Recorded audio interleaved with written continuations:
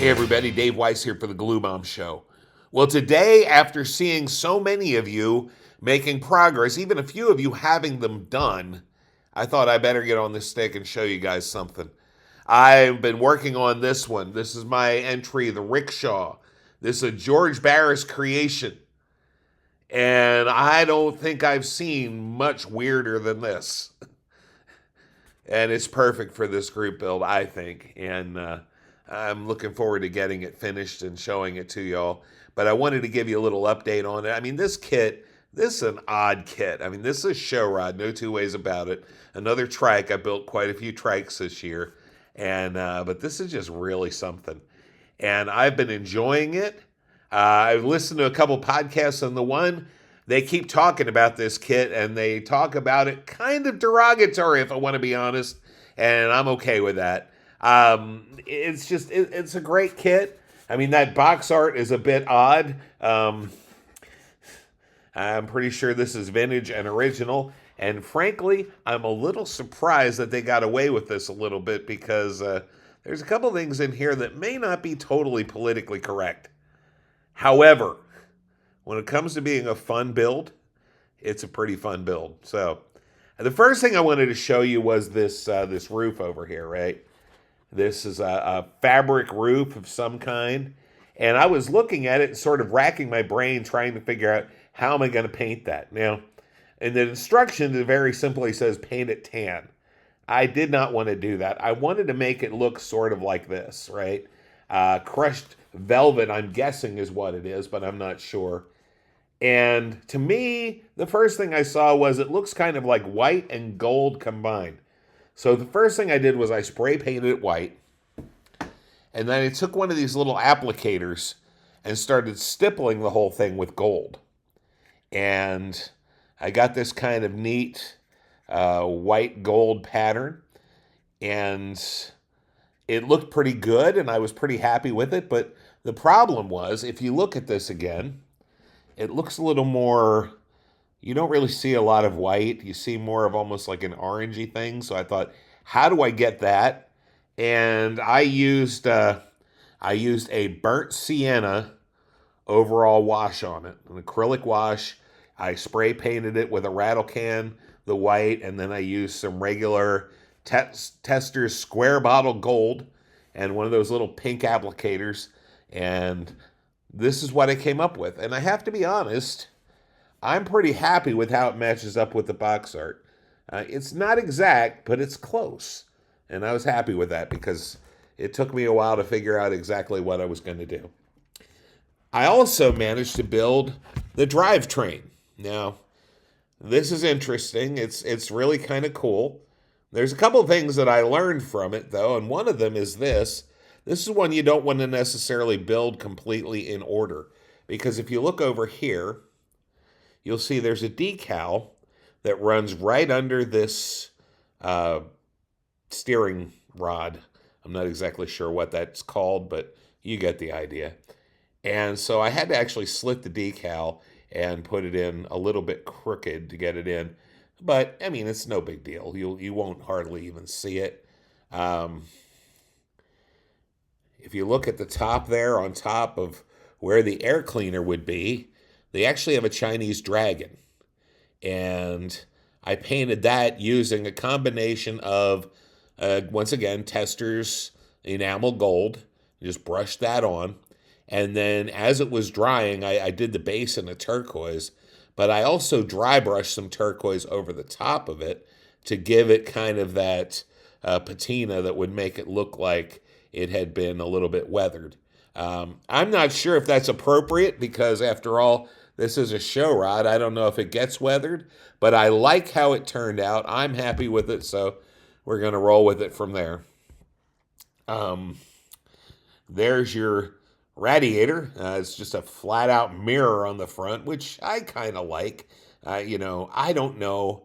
I know sometimes these things didn't get driven at all, and they really are all just kind of all flash and all show, no go, as they say. I don't know if that was the case with this one or not, but I'm happy with how it looks. I know, like I said, I know some of the guys on the podcast were really bagging on it, but It's a different kit. It is weird. It's perfect for the Random Weirdness Group Build, which is what we're using it for, right? Okay, now you've got your body. And inside the body, it has this, I know there's a name for this, the diamond pattern pleating. I don't remember the name. It's like slipping through my mind right now, as things usually do when I'm trying to tell you about it. But anyway, what I did with this was I sprayed it with a rattle can of some nice flat desert tan. And then I took burnt sienna and washed over it to go in all those nooks and crannies. And actually I had to do it twice because the first time when I wiped it, I wiped a little too early and wiped most of it off. But I think that looks convincing. And I'm going to probably put some kind of clear coat on it. So that should do it. And we had another piece back here. There's a Buddha statue that will sit on this. This will go on the back of the body right about here. And the other thing I wanted to say was they have this decal on the back.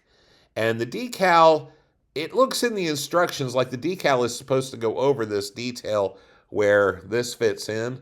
And it's almost like you're supposed to cut around it. I just thought it looked better just to have it ride right above it. And so that's what I decided to do. I don't know if it's 100% accurate, but I'm not putting it in the museum. I'm putting it on my shelf. It'll look good on my shelf. The firewall is chrome. And then on the back, it's padded with the same upholstery material that's on that little deck for Buddha and also on the seat. So I just decided to do it in the exact same treatment, and I think it looks pretty decent. Now, these two fenders, you notice they're still on the sprue. There's a reason for that. I didn't really want to do that, but here's the thing, okay? Each of these fenders has two decals on it. I don't know if you can see it real well, but it has the stripe feature, and I assumed that the stripe would probably end up about somewhere up in here. And the reason for that being, there's a detail on this fender that is actually this Chinese character. I think you can see it there. I'm assuming it's a Chinese character. I'm not sure. There's an actual raised feature on the panel. And my first thought was, I'll just paint it. But as it turns out, the first decal, extends over the top of that raised detail, and then you have a second decal that goes on top of the raised detail yet. So basically what I did with this was I hit it with a good amount of Solvaset, and hopefully it ran into the details about as much as it possibly can. I'm not sure what I would have done different if I had been designing it, but I'm not quite sure I would have done it this way. We'll see. Anyway, this still needs a clear coat, needless to say. It's going to need some touch-up where it's cut off the sprues, but I wanted to make sure that I didn't end up having to try to handle these pieces after the Solvaset was on. So I left it on the sprue for now.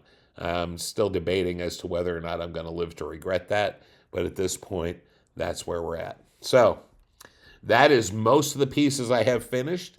I also managed to detail the Buddha that they have on the back. I was pretty happy with how that came out. I did a similar treatment to what's on this little dragon on the top here.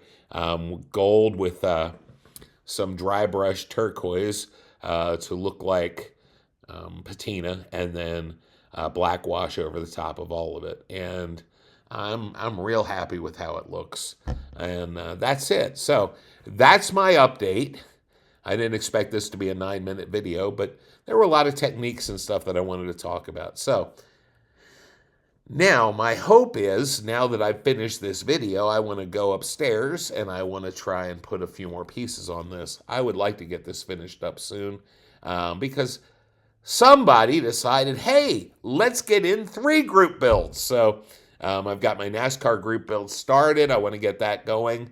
And I also have a drag racing group build that I'm trying to get started. So I'm going to be moving a little bit with these kits. Plus, I got to be honest, I have 2 major speaking engagements in June, and both of those involve a lot of preparation. So My build time might be a little limited in the next couple weeks, but I do plan on at least finishing the Rickshaw.